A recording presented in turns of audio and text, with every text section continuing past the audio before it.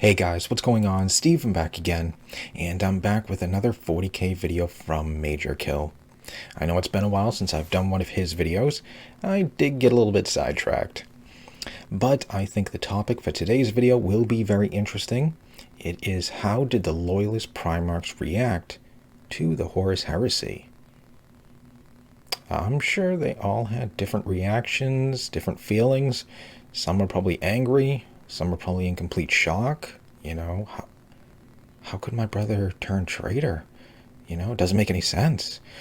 Some were probably just sad, like, oh my god, my brother turned traitor. Like, I can't believe it, you know? So it's going to be very interesting to see how they all reacted to it. So, yeah, let's get right into the video, shall we? Here we go. G'day guys and gal. Just like getting jabbed with a drug-filled syringe in a Berlin nightclub, the Loyalist Primarchs were incredibly shocked and dismayed when they faced the reality that their brother, Horus, had decided to jihad the Imperium, seeking to destroy their work and sell humanity's souls to the forces of hell. It was very jarring, with each Loyalist Primarch having a different reaction. Some were in denial, some lashed out in blind rage, others took it on the chin and stoically swore to put Horus's bald head 10 feet underground. The only real thing that the reactions had in common is that they were all very, very negative. But before we get into that, goal setting is very important, and my goal for this year is to get to 420,000 subscribers. The reasons are obvious, I'm extremely childish. To do this, we've got to hustle. So if you've been watching me, cracking a smile at my tomfoolery or learn anything new during this video, then consider subscribing. It's free, easy, and it validates my fragile ego. Also, the cosplay calendars have officially ceased sale, so if you didn't grab one in time, then that's unfortunate. The good news is that I'm still uploading the unused raw shots to Patreon, and in a show of goodwill and thanks for the support you guys and gal give me, support that lets me talk about Warhammer War for a living, the shots I just uploaded are available to everyone on my Patreon, including the $1 tier. So if you want to see that, then it's literally the cost of a quarter of a coffee. Today we'll go over each Loyalist Primarch's reaction to the outbreak of the Horus Heresy, talking about their reaction when they first heard of it, followed by their reaction when they accepted the truth of it. Oh, let's get into it. We will start off with the Lion, as his is the First Legion, and also the Lion is Daddy. The Lion is known for two things. Firstly, he's stoic, calm, and commanding presence. He rarely loses his temper, and when he does, it makes Angron look like a teddy bear. Secondly, he is known to have borderline autistic tier social skills when it comes to reading and trusting people, leading to a few key mistakes on his behalf during the Heresy. When the Lion heard of the Heresy, he just took it in his stride. He wasn't stoked about it, but Horus had never been his closest brother, and he secretly believed that he should have been War Master instead of him. As such, the Lion actually saw the Heresy as an opportunity. He believed that Horus could be crushed quickly and easily, leaving a vacant spot for War Master that the Lion could fill. This ambition fucked the Lion pretty hard, as he took over a traitor world and captured a bunch of super weapons they had. He then gave those weapons to Perturabo, believing Perty to be Loyalist, in return for Perty supporting his claim to War Master. Yeah, needless to say, those super weapons ended up doing the Loyalists a lot of harm. Lion the Spurg Brain Johnson.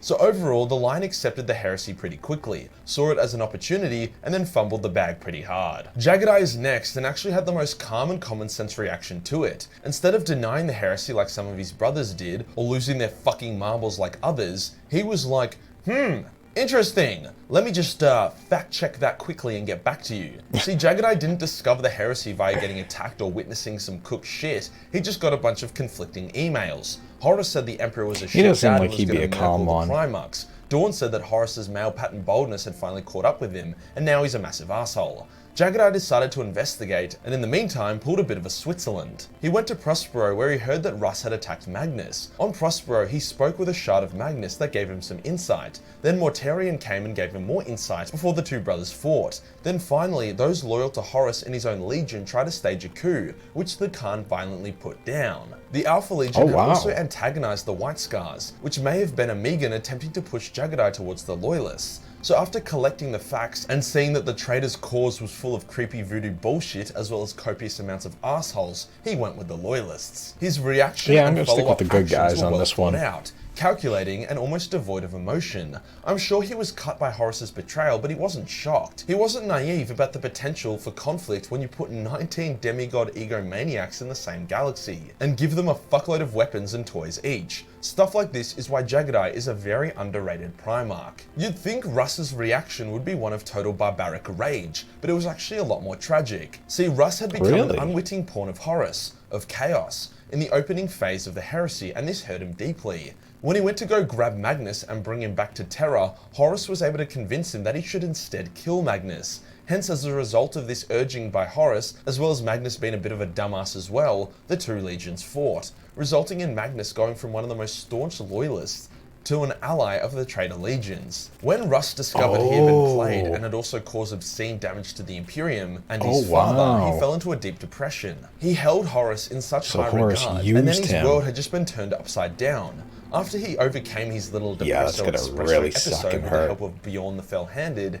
his next emotion was icy rage, swearing direct vengeance on Horus. He almost got it, leading a suicide attack on Horus and stabbing him with a holy spear.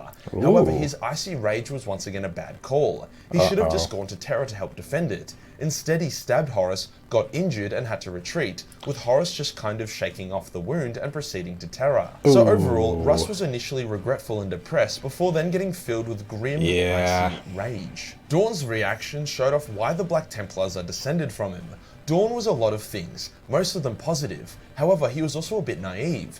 To him, the universe made sense. Do your duty, serve the Emperor, don't ask questions, and one day there would be peace, where mankind would be free to build sandcastles and shit. He didn't understand that there were spastics out there that didn't want to build sandcastles. So when Nathaniel Garrow, battle captain of the Death Guard, escaped Isfahan, went through hell and back and nearly died like 10 times before finally reaching Dawn and telling him of Horus's betrayal, Dawn was in total denial and actually beat the shit out of Garrow. He then announced that Garrow was to be instantly executed by his own hand for slandering his brother Primarchs, as Dawn thought it was impossible that Horus would even think about betraying the Emperor. Also, Garrow called Dawn a retard, which was pretty ballsy by him but didn't go down so well. Before Dawn could cut off Garrow's head, a human remembrancer barged into the meeting and was able to prove Garrow's story by using an augmetic recorder in her brain to replay some of the key events of Horus's betrayal that she had witnessed. Due to the nature of the augmetic, the footage was impossible to fake, so Dawn finally accepted the truth. He then spent 3 days in isolation, raging really fucking hard and destroying his room. I bet. Templar of him, before emerging and preparing the Imperium for war. Once Dawn's hissy fit was over, he became the Loyalist's greatest asset and leader, but boy oh boy, he didn't take the news well. Imagine being Garrow. You've survived staging a mutiny, getting bombed by enemy ships, a risky warp jump, a Gellerfield failure, getting stranded in buttfuck nowhere before nuking your own warp drives to act like a beacon for rescue, all so that the dude you came to deliver your message to cuts your head off. Would have been the biggest L. Sanguinius and Horus were very close. They arguably had one of the closest bonds between Primarchs out of all of them. As such, Horus knew Sanguinius well enough to know that converting him to his cause wasn't going to happen, hence he sent him to Cygnus Prime to die. Cygnus Prime had become a demon world where Horus was hoping Sanguinius would meet his demise. When Sanguinius got there and was attacked, he still didn't believe Horus had set him up, and actually hit one of his captains, Nasir Amit, aka the dude who would go on to found the Flesh Tearers, the only chapter that was another one that didn't think the Black Templars, was suggesting that Horus had betrayed them. After an intense war against the demons, in which the demons had taunted Sanguinius about Horus's betrayal multiple times, he eventually accepted it, but was full of despair and sadness that his closest brother would do this. It especially hurt that Horus had just sent him to his death. He didn't try to convert him or even face him in person. He was just like a cold afterthought.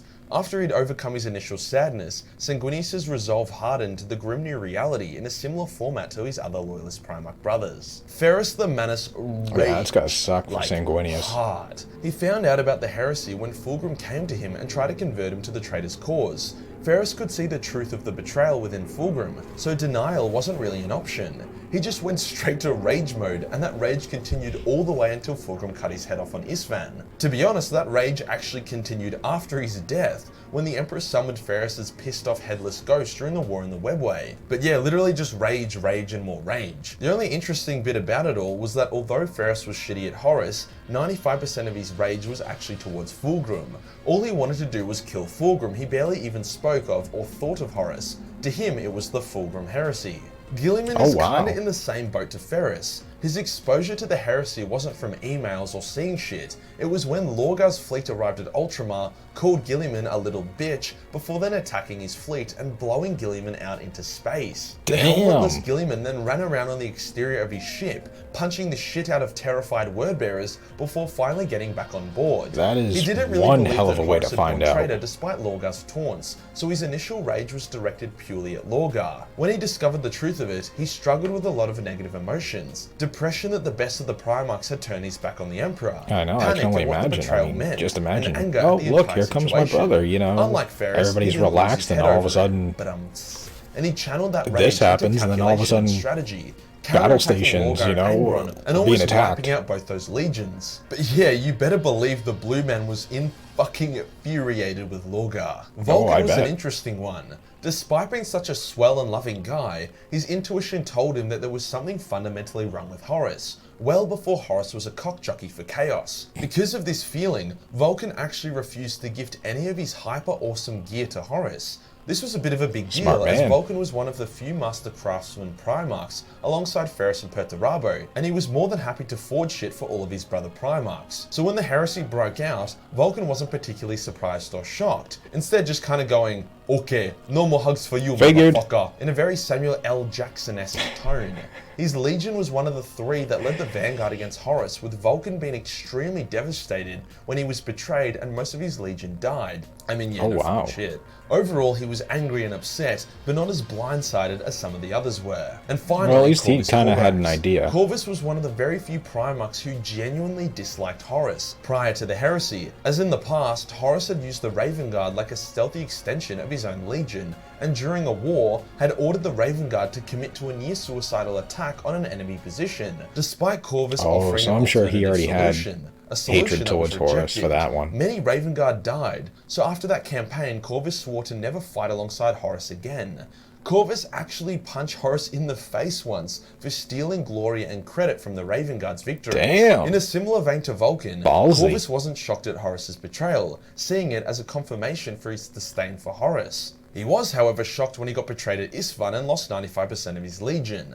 Like Guilliman, he used this tragedy and betrayal to strengthen his resolve, becoming a massive thorn in Horus's side, despite having very few soldiers left. So overall, we got the 5 stages of grief displayed throughout the Loyalist Primarchs. Dawn was denial, Ferris was anger, Sanguinius was bargaining, Russ was depression, and the Lion was acceptance, although they all got to that part in the end. If you enjoyed the video and you want to support the channel, then Patreon is the place to be, where the next month of the cosplay calendar's unused shots are live for only $1. Hit the subscribe button and hit the real subscribe button for more shit content. Join the Discord for more memes and I'll see you on the next one. Peace. Okay, so there we go. Let me go back to that good picture. That was a really cool picture. Yeah, so we had all 5 stages of grief. Everybody kind of had their own way of dealing, except Vulcan and Corvus kind of like kind of knew this was coming. Like, yeah, you know, I guess Vulcan was like, yeah, something's really off about Horus. I don't know. I don't really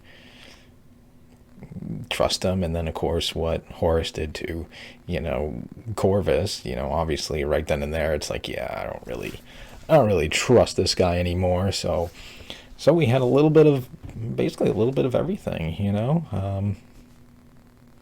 Yeah, poor Sanguinius too, seeing how him and Horus were close together, and then Horus just kind of like sent him off on a mission to, you know, hopefully die. You know, that's gonna be a real big sting right there. You know, hey, I thought we were close. You know, I thought we were like friends, and you know, and you do this. Dorn, kind of not really surprised that he'd be like, no, that would never happen. Absolutely not. Guilliman, you know, that's gonna definitely, that's one hell of a way for him to completely find out. You know, just imagine, oh look, here comes one of my brothers and stuff like that. So everybody's, you know, just kind of like chillaxing, probably, you know, not expecting anything, and then all of a sudden gets attacked, you know, like what the hell's going on here, you know? So I mean, that's a sucky way to to completely find out. The lion, obviously, wanted to be War Master. I kind of figured he would have napped and just said, wake me up when September ends.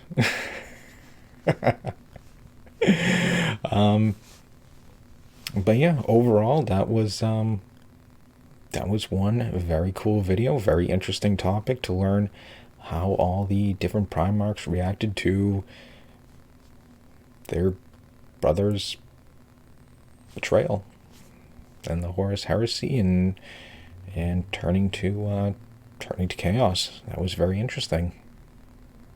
I figured there'd be all five. Someone would have, each one of them would be one of the different stages of grief. But yeah, overall, that was one hell of a video, and definitely learned quite a bit about the different Primarchs. So, anyways, yeah, I hope you guys enjoyed the video. If you did, hit that thumbs up button. That'd be awesome. Remember, feel free to subscribe to my channel. Follow me on social media. Links are in the description box below. And if you have anything else you want to add, let me know down below in the comment section. If there's anything you want to, expand upon, maybe he didn't get too in-depth on, and, you guys want to expand a little bit more.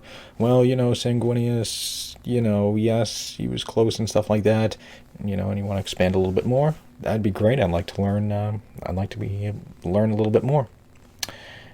So, anyways, other than that, yeah, just stick around. More videos are on the way, and I will see you guys next time.